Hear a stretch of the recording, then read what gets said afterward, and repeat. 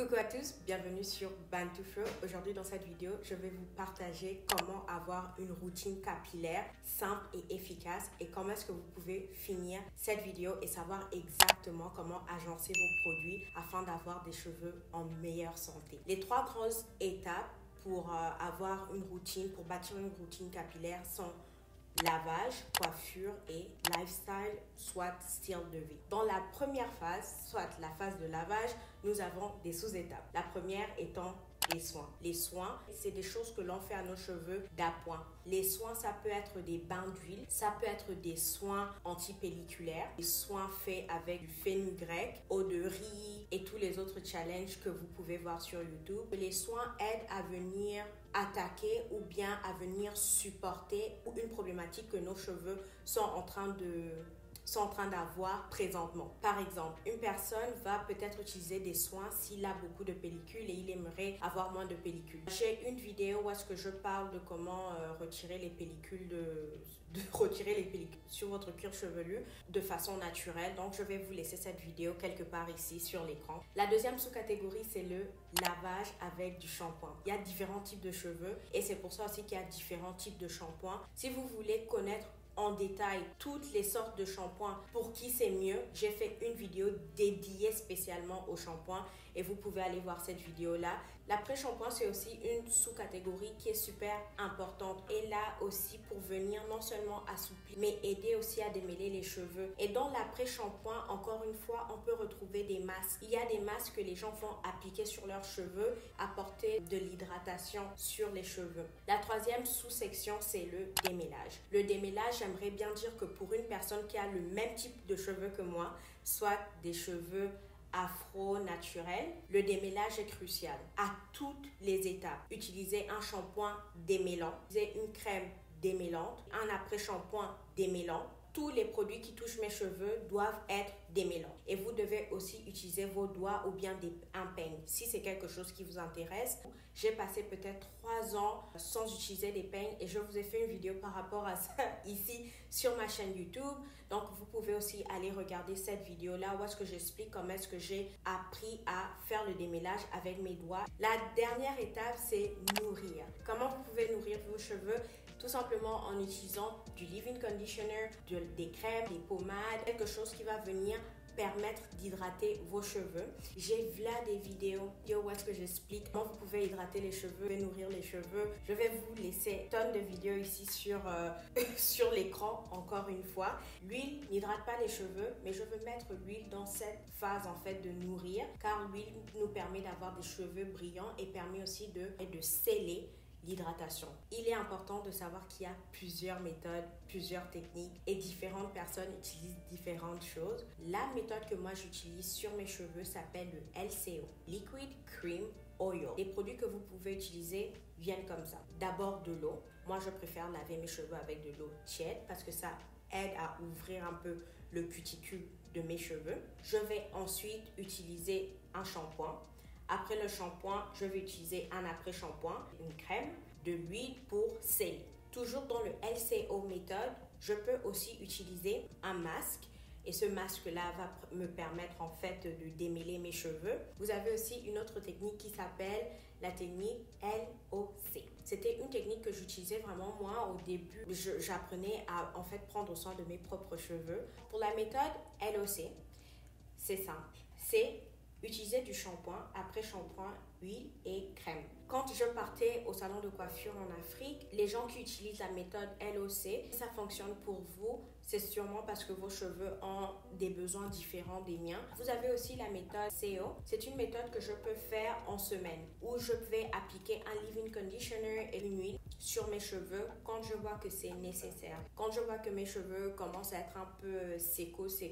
Et la dernière combinaison que vous pouvez utiliser, c'est le LO. Le LO, c'est de l'eau et de l'huile. C'est une méthode que certaines personnes utilisent. Moi, je vous ai fait une vidéo Unpopular Opinions par rapport au lavage à l'huile et je vais le partager ici. Et si vous avez des questions, s'il vous plaît, laissez-les moi dans la barre à questions. Je ne suis pas une professionnel. Si vous avez des questions qui sont d'ordre plus personnel ou bien vous avez des problèmes au niveau de vos cheveux, je vous recommande d'aller voir un dermatologiste, une coiffeuse spécialisée dans le pays dans lequel vous êtes, car moi je ne peux pas donner de conseils. Maintenant, passons à l'étape numéro 2 de la routine capillaire et c'est les coiffures. C'est la coiffure qui permet aussi de maintenir les cheveux hydratés et sans nœuds. On a 5 types de coiffures qu'on peut faire sur nos cheveux. Coiffures sans rajout, les twists, les tresses, les coiffures collées, des locks. Ça, c'est des types de coiffures en fait qui peuvent nous permettre d'avoir les cheveux le moins emmêlés. Quoique les locks, non. Les tresses avec rajout sont bien pour les cheveux afro. Le seul problème, c'est que des fois, quand c'est fait trop serré, ça peut nous créer en fait la casse de cheveux ou bien de l'alopécie de traction. Le plus on utilise en fait des techniques, plus on vieillit, le moins on aura des cheveux dans certaines parties de notre tête juste parce que les tresses étaient beaucoup trop serrées. En fait, les soins de lavage doivent se faire une fois chaque 2 semaines. L'hydratation peut se faire une fois par semaine et les tresses que l'on fait, on peut les garder un mois si on fait de très très bons twists ou d'autres coiffures protectrices que vous pouvez utiliser sont des tissages avec des tissages qui laissent les cheveux. Le problème avec des tissages comme ça, c'est dépendant de la texture du cheveu du tissage. Si c'est lisse, vous devriez lisser vos cheveux parce que si vous laissez les cheveux comme ils sont afro, ça va faire une différence de texture. Si vous voulez mettre des tissages, les tissages qui sont tout fermés, donc les tissages sans avoir des cheveux à l'extérieur, c'est la meilleure option parce que vos cheveux sont complètement cachés. Je ne conseillerais pas d'avoir des tissages pendant plus d'un mois. Nos cheveux aussi ont besoin de prendre un peu de l'air. La 5e chose, ce serait les perruques. Et ça encore, je pense que ça va vous permettre de garder vos cheveux et de maintenir vos cheveux sans nœuds. Encore une fois, ça dépend des gens. Moi, j'en ai jamais mis, mais je sais que les perruques sont pas bonnes à garder pendant plus d'un mois ou 2 mois. Les cheveux doivent rester un peu à l'extérieur et doivent aussi être lavés. Pour la 3e étape pour bâtir une routine capillaire, pour avoir des cheveux en bonne santé, il est nécessaire de s'attarder sur l'alimentation. C'est très difficile de prendre soin de nos cheveux si on ne prend pas soin de notre alimentation. Tout commence de l'intérieur vers l'extérieur. Quand je parle de style de vie ou bien lifestyle, soyez positif, vivez une vie positive. Où est-ce que vous avez des bonnes pensées, être quelqu'un qui prend soin de soi de façon intentionnelle. Mangez aussi de la nourriture qui est riche en vitamines, qui est riche en fer, qui est riche en biotine. C'est très très important de manger bien. Les nutriments que la nourriture nous apporte de l'interne va nous aider aussi avec des cheveux en meilleure santé à l'externe. Une autre chose pour avoir une routine capillaire qui fonctionne et qui est au taquet, c'est faire du sport. Faire du sport va nous permettre aussi de promouvoir la circulation sanguine sur tout le corps, mais aussi sur notre cuir chevelu. Et le massage du cuir chevelu est très important à promouvoir en fait la circulation sanguine. La 4e chose que je voulais vous parler dans cette vidéo, c'est l'impact du cycle menstruel sur nos cheveux. Comment est-ce que vous pouvez aligner votre cycle menstruel avec vos soins de cheveux. Il y a 3 phases de pousse de cheveux dans le cycle menstruel. La phase anagène, qui est la phase de croissance, catagène, soit la phase de repos, télogène. Les cheveux ont tendance un peu à tomber. C'est totalement naturel et normal d'avoir des cheveux qui tombent de temps en temps. C'est tout simplement un signe de régénération des cheveux et de nouvelles pousses. Nous avons 4 phases dans notre cycle menstruel. La première phase, c'est une menstruation. La deuxième phase, qui est la phase folliculaire, qu'on appelle aussi phase post-menstruation. La 3e phase est la phase d'ovulation. Et la 4e phase, c'est la phase lutérale qu'on appelle aussi pré-menstruelle. Quand on est dans notre phase menstruelle, on a l'hormone estrogène et la deuxième, c'est l'hormone